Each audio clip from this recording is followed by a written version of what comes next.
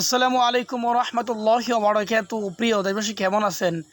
আশা করি আল্লাহর রহমতে ভালো আছেন। আপনারা সকলেই একটা কথা অবগত আছেন যে গত 18ই এপ্রিল এক রাজাপুর ইসলামিয়া আলিম মাদ্রাসার এক শিক্ষিকা আমার নবীকে নিয়ে ব্যঙ্গচিত্র করেছে, আমার নবীকে নিয়ে কটূক্তি করেছে, নবীর বিরুদ্ধে কটূক্তি নামক মূলক কথা বলেছে, খারাপ ভাষা ব্যবহার করেছে। আমরা বলতে চাই, আমরা সকলেই জানি যে আলিয়া মাদ্রাসার চাইতে স্কুল ভালো, আলিয়া মাদ্রাসার মেয়েদের চাইতে, আলিয়া মাদ্রাসার ছেলেদের চাইতে, আলিয়া মাদ্রাসার হুজুরের চাইতে স্কুলের স্যার এবং ম্যাডামরা দ্বিগুণ ভালো। কারণ আলিয়া মাদ্রাসার মধ্যে এমনও ঘটনা ঘটে, পরীক্ষার সময় তারা ইসলামের ইতিহাস বা আরবি কাতাসির তারা টয়লেটের মধ্যে ফেলে দেয়, কিন্তু স্কুলে থাকলেও তাদের আরবি বই কম। এই জন্য আমি বলতে চাই, এই মহিলাকে দৃষ্টান্তমূলক শাস্তির আওতায় আনা হোক অতি বিলম্বে।